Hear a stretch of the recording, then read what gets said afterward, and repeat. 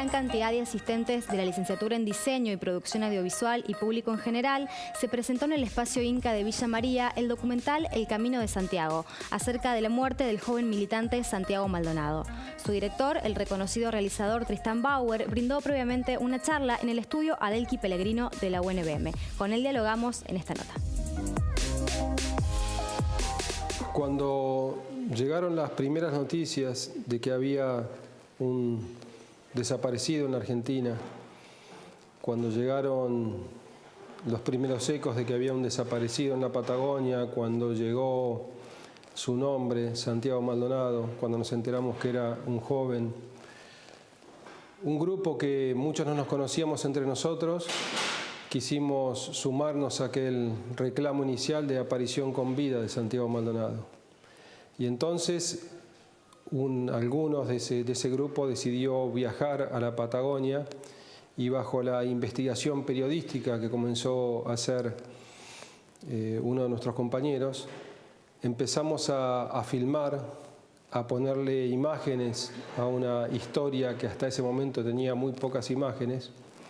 Hasta allí nuestro trabajo era para romper un poco el discurso que se disparaba desde los canales de televisión y desde todo el sistema de comunicación hegemónico, que con informaciones falsas, con falsas noticias, quería o proponía una mirada muy parcial de lo que estaba ocurriendo. Fue así hasta que en un momento, aquel último 17 de octubre, apareció el cuerpo de Santiago Maldonado en el río Chubut. Y allí sí nos propusimos hacer el documental que en estos días estamos presentando. La película de alguna manera narra lo acontecido durante este año. La película toma como eje central a Santiago Maldonado, es narrado a través de sus familiares, de sus amigos, de él mismo, con sus imágenes, sus escritos. Se trata finalmente de una reflexión sobre todo lo acontecido y de un reclamo por memoria, verdad y justicia.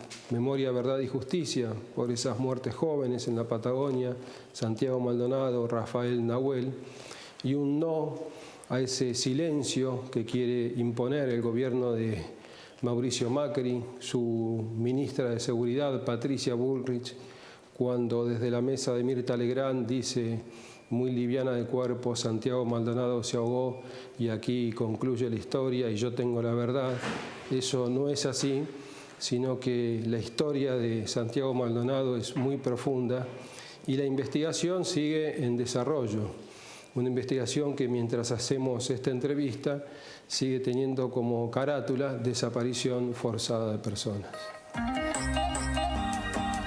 Juan Ignacio Piovani es el director del programa de investigación sobre la sociedad argentina contemporánea que surge como una iniciativa del Ministerio de Ciencia y Tecnología e Innovación Productiva de la Nación en articulación con el Consejo de Decanos de Facultades de Ciencias Sociales y Humanas y la Secretaría de Políticas Universitarias. Desde este programa se busca analizar las demandas sociales, las desigualdades estructurales y el poder para el diseño de políticas públicas. Con Piovani dialogamos en la entrevista del día. ¿Cómo surgió y cuáles son las principales características del programa de investigación de la sociedad argentina contemporánea? Bueno, el programa que llamamos PISAC surgió hace varios años. El disparador inicial fue en realidad un comentario del ministro Barañao poco después de creado el ministerio sobre las ciencias sociales y ese comentario negativo alentó a los decanos y decanas de las facultades de Ciencias Sociales del CODESOC, del Consejo de Decanos de Facultades, a entrevistarse con el ministro, pedirle una explicación, explicarle las características de las ciencias sociales y su importancia, y a partir de ese vínculo fue que surgió la idea de implementar un programa nacional originalmente para tratar de dar cuenta de la sociedad argentina actual, que después fue evolucionando en un programa más complejo que además de eso incluyó otras cosas. ¿Cuáles fueron los resultados de estos estudios? Bueno, de estos estudios hay muchos que ya terminaron. Por ejemplo, la primera línea de trabajo que le comentaba, que tiene que ver con el análisis y la visibilización de la producción reciente de las ciencias sociales, dio lugar a 6 libros. Los temas que se estudiaron fueron estructura social, condiciones de vida, Estado, gobierno y administración pública, ciudadanía, movilización y conflicto social, heterogeneidad y diversidad sociocultural y consumos culturales. El segundo eje de trabajo está todavía en curso, pero muy avanzado, pero también en ese marco se produjo un libro, porque al analizar el sistema de ciencias sociales, uno de los diagnósticos que hicimos se relaciona con la debilidad en la profesionalización de la gestión editorial de las revistas de ciencias sociales.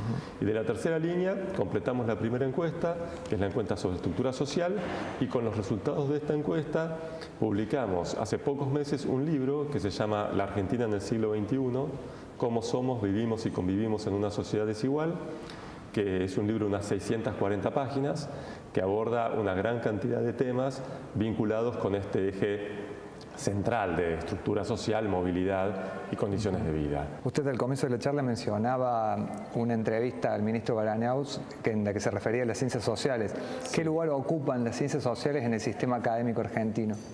Bueno, mire, las ciencias sociales tienen un lugar muy relevante, pero hay algunas cuestiones que podríamos señalar. Una tiene que ver con asimetrías regionales e institucionales. Como muchas otras cosas en Argentina, hay desigual distribución y hay concentración metropolitana. Por otro lado, la producción que se hace en muchos lugares del país, que puede ser igualmente significativa, tiene menores posibilidades de ser visibilizada, de circular, de aparecer en revistas de mayor impacto. En general, obviamente que todo esto tiene matices. Y la otra cuestión importante es que, a pesar del enorme avance que experimentaron, las ciencias sociales históricamente tuvieron, en el marco de las políticas públicas y de las instituciones estatales que regulan la actividad científica, un lugar relativamente marginal. ¿Cuáles son las perspectivas que hay a nivel general de las universidades, del sistema de investigaciones?